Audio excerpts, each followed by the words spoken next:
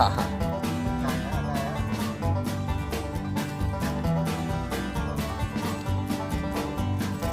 ยวน้ำมันขยับ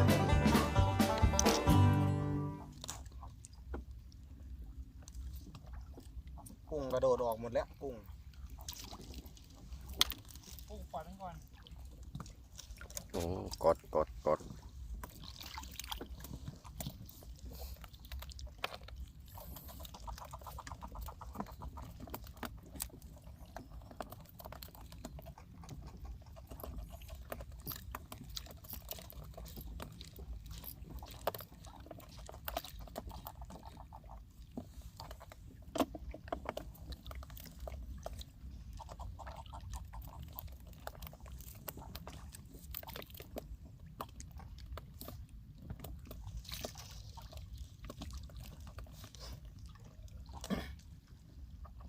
ปิดเลยพี่ตรงนั้นเดี๋ยวเข้าต่อ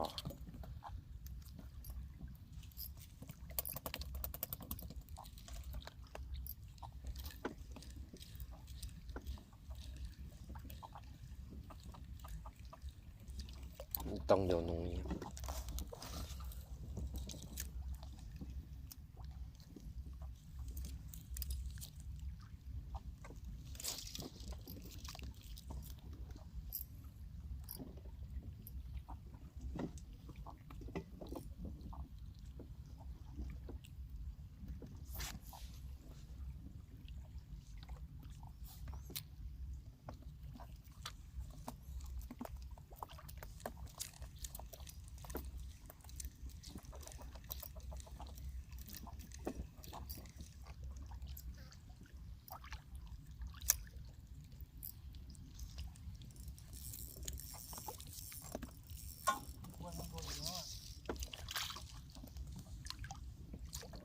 เฮ้ย กระเด็นไปเลยเหรอ เอียงนะดิ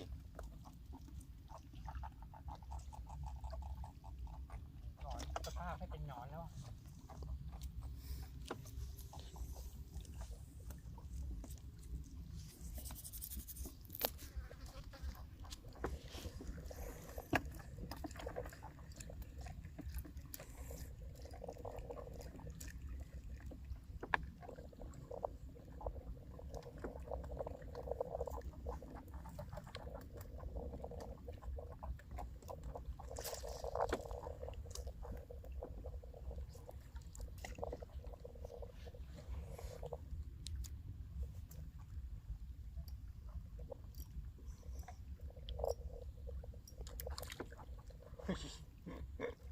หลุดเป็นตัว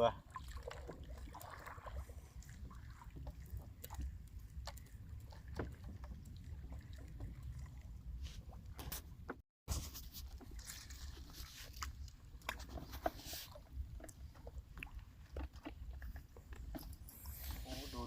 ดูมันกด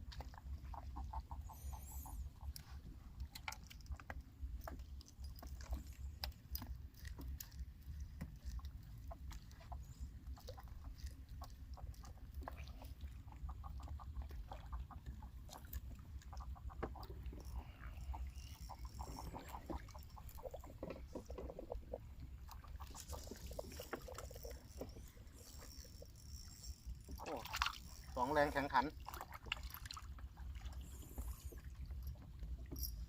มีซีเล็กมาด้วยครับ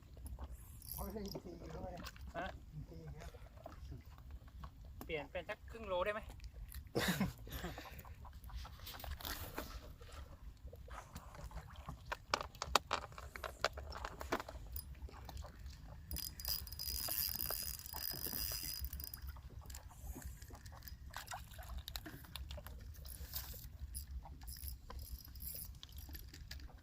ยาวคิงยาวไปเหรอ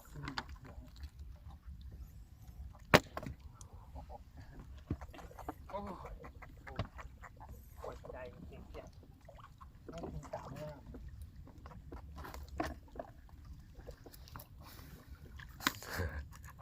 งามเดียวก็เอาออกยากนะดันไปกินซะเยอะ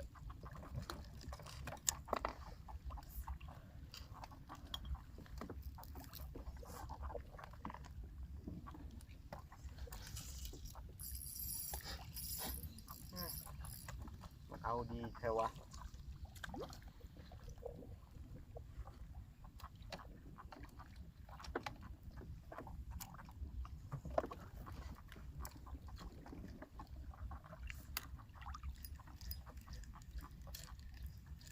เบานิดนึงครับพี่นั่นนะใช้ยกเอาใช้นะ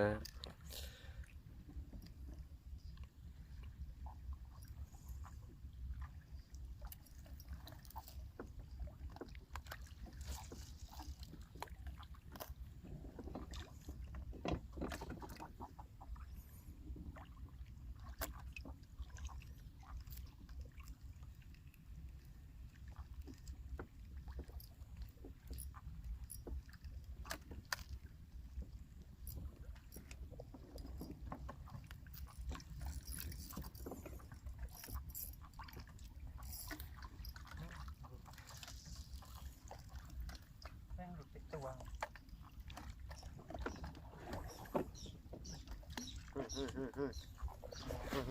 อะไรทำไม กินแล้วพี่ ขนาดนั้นวะเนี่ย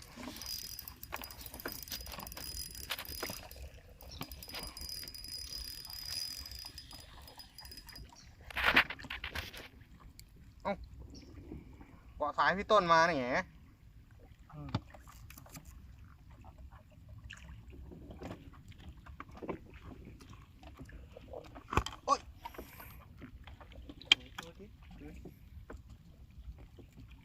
โอ้เหวี่ยงลงไปใส่กระบาลมัน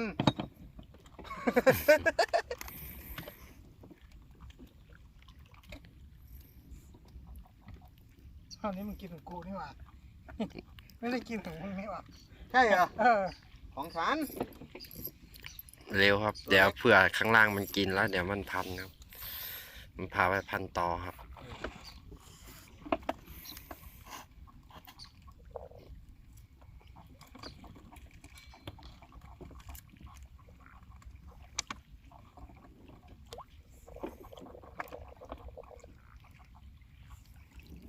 ไม่เอาใหญ่ๆเอากล้อง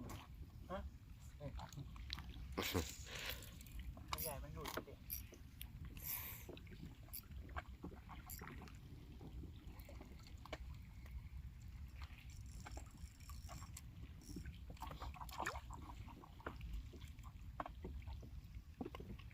เฮ้ยโถไปกลัวอะไรเมื่อกี้พี่อ้วนให้มึงตีอ่ะแค่มึงตีน้อยไปหน่อย แต่ก็ไม่มีใครตกได้นะตีน้อยอ่ะมีแต่เรานะคนใหญ่เขาตกได้3 นิ้ว 4 นิ้ว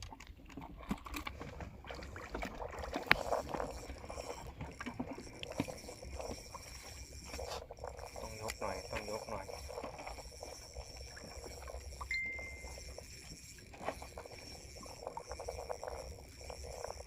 ปิดหน้าลอกเลยครับ มันจะเข้าแล้วครับ มันจะเข้าต่อใต้ท้องเรือครับ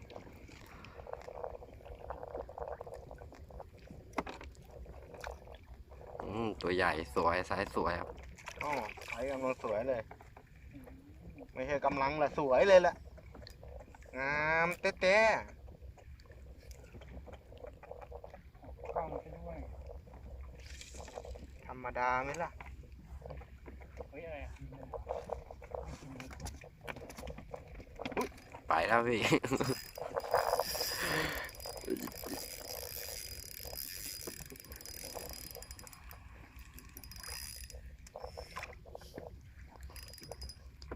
สวยครับไซส์สวยอยู่ครับ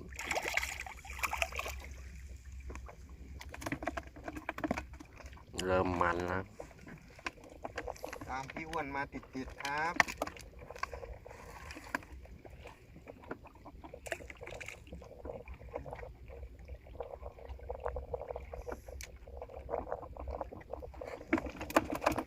ได้ปลาเค็มไปฝากลูกแล้ว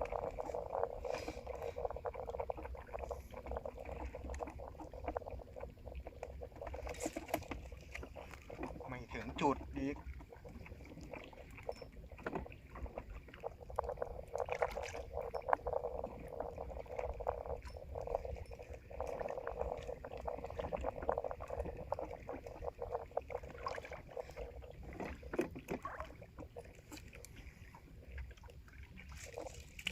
เอ้าไปอันอีก มีลายกูอยู่ข้าง อยู่ล่างอยู่ไหนมันก็เหมือนกันเนี่ย นั่นไง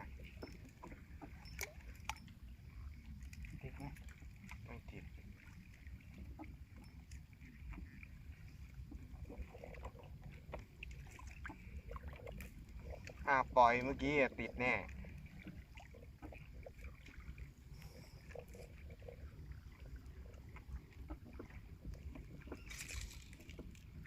เอ้ยติดต่อหรือติดปลา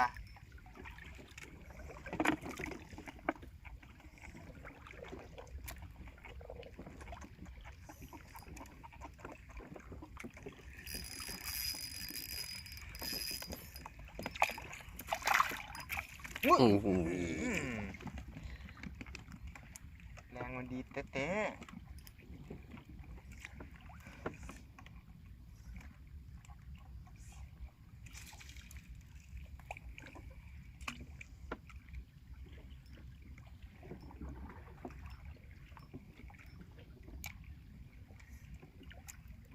บางทีลงไปยังไม่ถึงดินเลย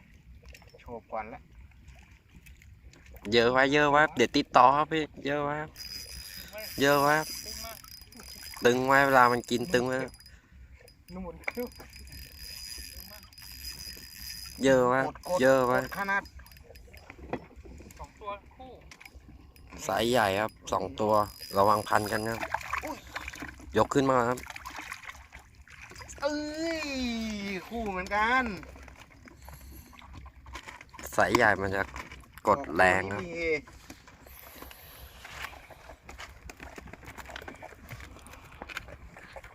โอ้ย กินเลือนคอ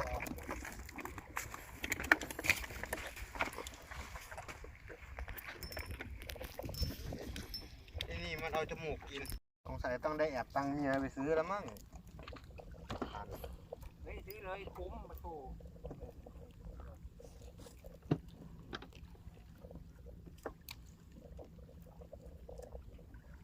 คันเล็กๆแบบเนี้ยเหมือนของไต่เนี่ยพอแล้ว ตกงา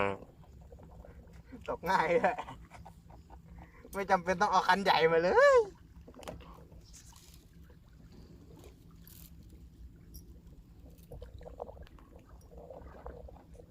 แต่ลงเรืออย่างน้อยต้องมีติดสัก2 คันครับ ดีนะเมื่อเช้าไปเอามาเยอะกะเอามาหมดเลย3-4 คัน จะขนมาเลยตั้งไหนของกูก็2ของมึงก็2ก็4แล้ว เหลือไว้ก่อนสิ มันตกหลายแบบครับ บางครั้งเราต้องเอาลงมาหน้าดินคันใหญ่คันเล็กคัน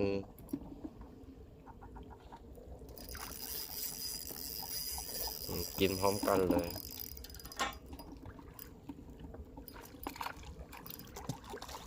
โหหนอนเบ็ดหลุดไปแล้ว